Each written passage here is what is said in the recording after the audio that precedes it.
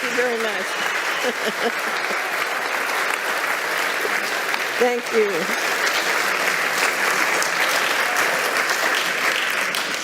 It's so wonderful to be here. I see many friends in the audience, and I want to thank Jan and the organizers and the wonderful new media that's here that's helped bring us together.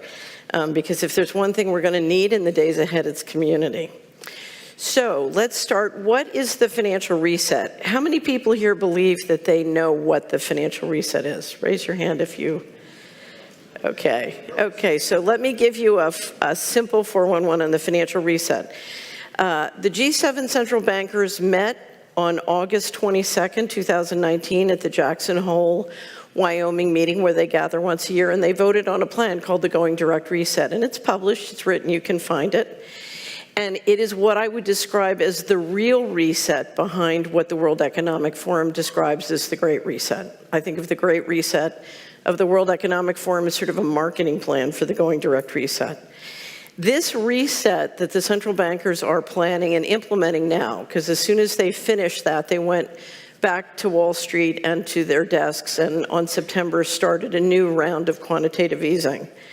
But this consolidates something which I call the financial coup d'etat. Let me just ask you, how many people here have heard of the financial coup d'etat and understand what it is? Anybody? A few people? Okay. Between fiscal 1998 and 2015, $21 trillion that we know of went missing from the US government. And we don't know, there's more indication that there's much more since then, but they changed the rules and basically took the position we can keep secret books from now on. A lot of institutions are going secret and going dark. The beginning of this was described to me by the president of the largest pension fund in the United States. In 1997, he said they've given up on the country, they're moving all the money out starting in the fall. This is privatization on the just do it method. You pull the assets out, you lever up the governments with debt and bankrupt them, which gives you the ability essentially to take control and end sovereignty. So for the last 100 years or so in the G7 countries, we've had a balance of power between the bankers who control monetary policy and then the electorate votes for a parliament or a Congress, and they oversee the fiscal policy. And now what Going Direct is doing, among other things, is basically the central bankers are moving in and taking control of what the electorate used to run, which is the fiscal policy and the tax money. And one of the things I warn you about this is the rubber is going to meet the road when it comes down to the taxation system. Because if we continue to pay taxes to finance a criminal enterprise, that can't have a good result. So taxation is going to be important. So we have this divided house, which is now being collapsed. And if you notice around the world, you start to see more and more people taking over the governments who have a central banking background. And this is essentially the consolidation of the coup. Now, where is this going? It's going to complete central control with passports, the vaccine ID passports, CBDC, which is an acronym for Central Bank Digital Currency, but I assure you it's not a currency, it's a control system. Universal basic income, by destroying people's ability to produce their own income, you put them on a stipend, more control. And to do all of this, what do you need? You need a smart grid, right? Because you need everything electrified so that the CBDC system can control. Now, when I try and tell people how controlling the system is, they have a hard time believing me. So I thought I would bring a very short video to you today. This is the general manager of the Bank of International Settlements in Basel, Switzerland, speaking at a conference on cross-border payments in October 2020, describing the beauty of the central bank digital system. It's only a minute, and I assure you it brings the message home. So if we could play it now, here we go. Our analysis on CBDC, in particular for the use of general use, we tend to establish the equivalence with cash. And there is a huge difference there. For example, in cash, we don't know, for example, who's using a $100 bill today. We don't know who is using a 1,000 peso bill today. A key difference with the CBDC is that central bank will have absolute control on the rules and regulations that will determine the use of that expression of central bank liability. And also, we will have the technology to enforce that. Those two issues are extremely important, and that makes a huge difference with respect to what cash is. Okay, so what that means is if you have money in your bank account and the new rule is you're not allowed to transact further than 5 kilometers from your home, your card won't work more than 5 kilometers from your home. If they don't want you buying pizza, you can't buy pizza with money in your bank account or with your card. It is complete control, and it solves the taxation without representation problem, because if they want more taxes, they just come take it out of your account. So when the World Economic Forum said it's 2030, you have no assets and you're happy, what I hear is it's 2030, we took all of your assets and you're mind controlled. Okay? So that's sort of English. Okay, so what are some useful steps? For 10 years, I'm no longer doing it, but for 10 years, I helped individual families with investment advisory, and everybody was sort of looking for a way to duck or get around Mr. Global. And unfortunately, the period of getting around or ducking or staying in the middle of the road is over. So I'm going to outline 5 steps that I want you to consider, and the first one is pick a side. We are at a fork in the road. One road leads to slavery, the other road leads to freedom. And you have to decide which side you're on. Okay, we can clap for that. So I did this early. So the process we're all going through together now, I did very early. I started in the 90s. And I had to literally go through a process where, as a very wealthy, successful person, I had to give up everything one by one by one. And you come down to sort of the last phase, and you have freedom or your life, and you have to choose. And I chose freedom, and that's when the miracles started.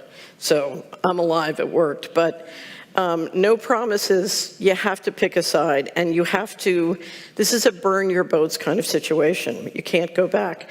The second thing you need is a good map. The last speaker did a good job of describing this. We live in a world where there's an official reality or a simulated reality, and it's very much created by what we're now calling, thanks to Brian Garish of UK Column News, the old media.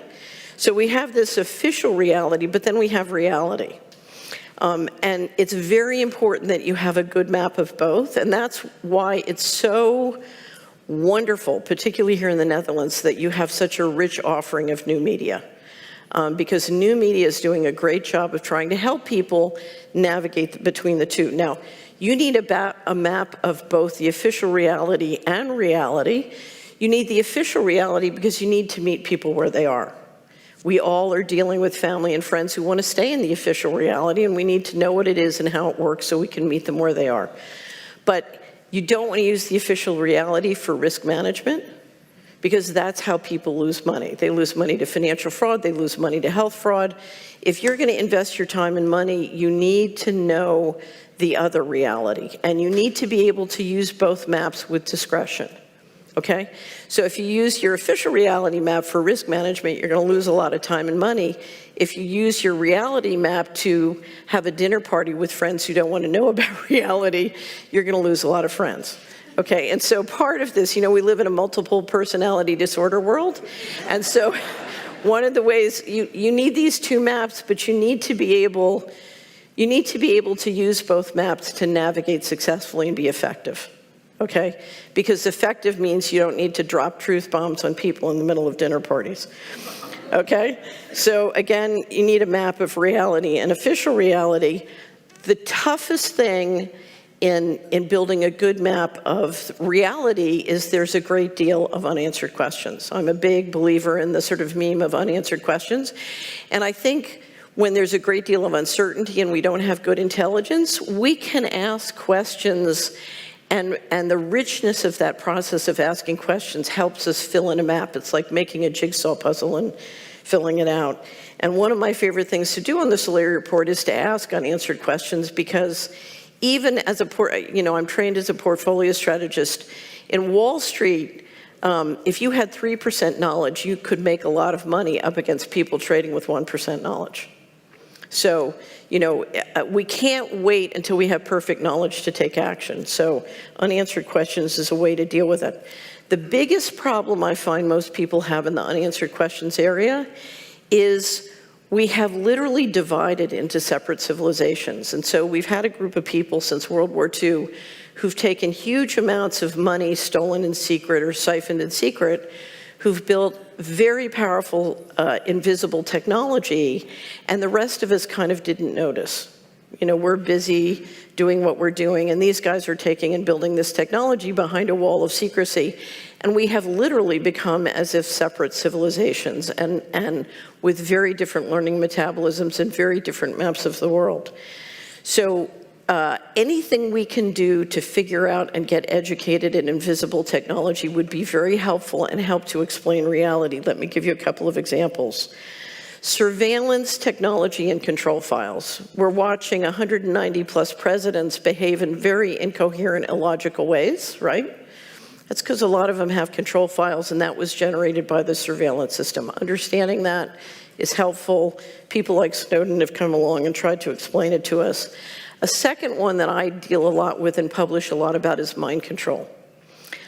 We are dealing, to a certain extent, well, I'll tell you this, I'll give this as an example. In 2001, before 9/11, I did a series of speeches in New Zealand, Sweden, the City of London, and in most of the 50 states in the United States.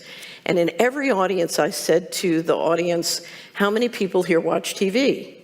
And less than 10% of the people would raise their hand, and I realized, oh, my audience are people who don't own TVs. That's my audience. And that's because, and you're seeing this bifurcation, and it's splitting families and friends everywhere. You have a group of people who want to stay in the official reality. A lot of times they ingest an enormous amount of the old media, and they do it by digital mechanisms. And one of the things influencing that is mind control. It's a big topic. If you go to the Solari report and put mind control in the search box, we have collections of all of our favorite books, videos, and sort of documentaries to help you grapple with that. Weather manipulation, a very big topic. Also, engineering acts of war that look like natural disasters is another area. It's a big topic. There's a lot of unanswered questions. But if you look at, again, 190 presidents or prime ministers, all basically speaking the same script, what is the power and force that could do that? It's things like weather manipulation. It's things like space weaponry. A lot of this relates to the increase in sort of military and intelligence operations in the satellite and suborbital platform. There was one wonderful video, I don't know if anybody saw it, of the minister of Alberta, Canada, and he was taking questions from the audience, and somebody came in and said, why won't you let us have ivermectin for COVID-19? And he completely did a non sequitur, because when you work in politics, you're taught if you get a question you don't want to answer, just say thank you, that's a great question, and then do a non sequitur and answer the question you wish you'd gotten. And so he says, it's so wonderful about the vaccination program, blah, blah, blah, blah, blah. And then he does another non sequitur, and he said, I want to thank the people who sent the rain. If we didn't have rain, because we're so dependent on the farmers and the agricultural business, we'd be in real trouble. So I want to thank the people who sent the rain. And everybody's going like, what's he talking about? He's talking about that invisible weaponry. So, number 3, practical options. If we're going to start to be more resilient and independent of centralized systems, this is all going to come down to basic things: food and water, energy, shelter, health, and community. One of my favorite authors says, your family are the people who won't turn you in. Where's your family? If we haven't found our family, it's a good time to find it. It's really funny. I'm looking at Robert Duper over here, who's my partner, and thanks to Robert, I get to live in the Netherlands. Thank you, Robert. Round of applause.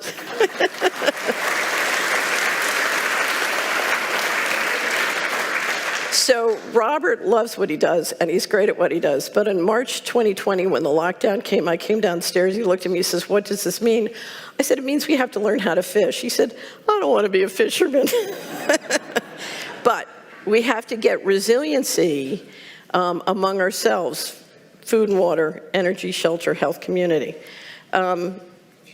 Fourth, we have to decentralize the money system. We've gotten to this point because we've allowed a monopoly on money, not just currency, but the circulation of equity. And if you look at how most of our portfolios and money work, we're financing the enemy. We're building our own prison. So we have to figure out how to take back control of the money system, and there are many ways to do it. But there are a couple of important things you have to grapple with when you deal with money. And the first thing is, the important thing about any money or financial system comes down to the quality of governance. The reason the current financial systems are so powerful is because their governance is backed up by awesome force. We won't have awesome force to back up ours. We need excellence in governance, a commitment to the rule of law, and we need a culture, because you can't, there's not enough enforcement in the world to back up a great culture. That enforcement has to come not just from law, but from culture. I'll never forget, one of my favorite allies in Washington used to say, culture is the integration of the divine in everyday life. And we need that kind of culture. So we're going to have to decentralize the transaction system, and that system is going to have to be both physical and digital. We need the digital for efficiency, but we need the physical to keep it honest and to keep it real.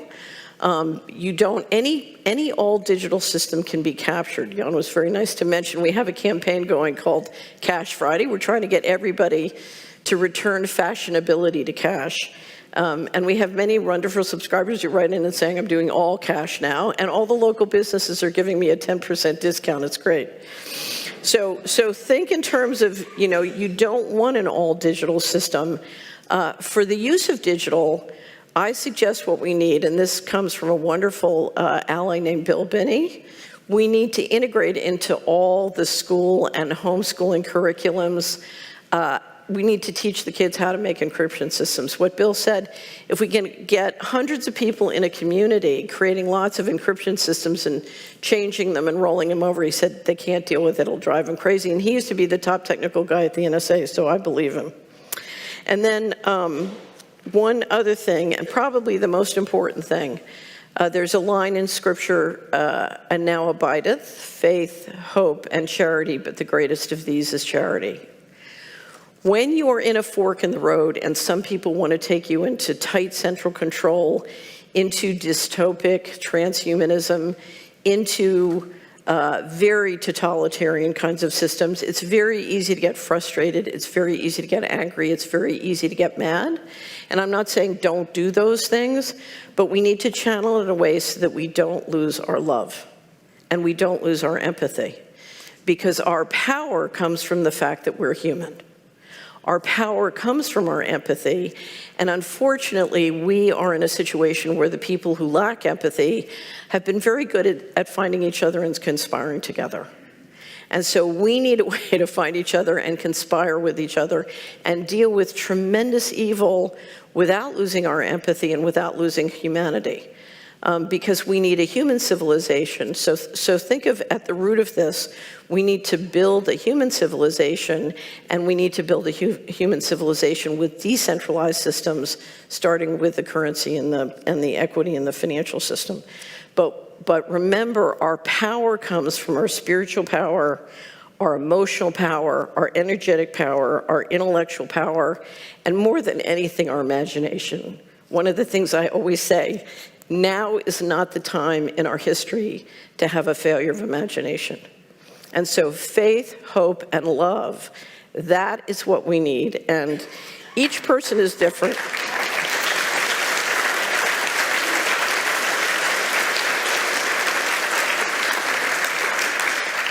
Each person is different. I have wonderful friends and family, and where they get their faith, hope, and love, turns me sick. So everybody's different. Fine, you have to find your own pathway, but please do that, because the scripture says faith is the substance of things hoped for and not yet seen.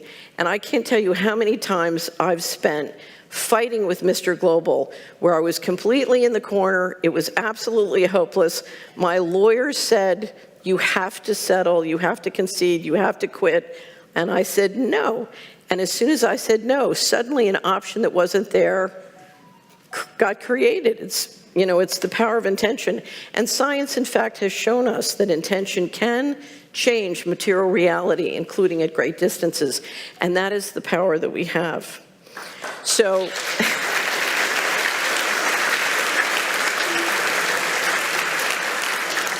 I just want to end the way I end many Solari reports. You have to understand, I spent my whole life until the time I was almost 50, basically as a conspiracy foot soldier. I was raised to believe that conspiracies were great. They were wonderful things. You got a group of people together, and you came up with a plan, and then you ran around in secret, and you got them implemented, because the future is built through transactions. You have a vision, and then transactionally, you build into it by building businesses or building projects or building all these things. We thought of conspiracies as wonderful, and it wasn't until I got kicked out of the establishment that I discovered that people thought conspiracies were bad. It was like, well, wait a minute, most conspiracies are legal. You just sneak around and you have to do them in secret. And so I realized, well, how are these people going to build a future if they think conspiracies are bad? Because we have to get together and organize and transactionally build our future. So I always ended the Solari report by saying, don't ask if there is a conspiracy. I mean, you don't have to ask now, it's pretty obvious, right? Don't ask if there is a conspiracy. If you're not in a conspiracy, you need to start one. Okay, and it looks to me like there's a lot of good people to conspire in this room, so you know what to do. Ladies and gentlemen, thank you again for the opportunity. Thank you to the organizers. Thank you. Well done.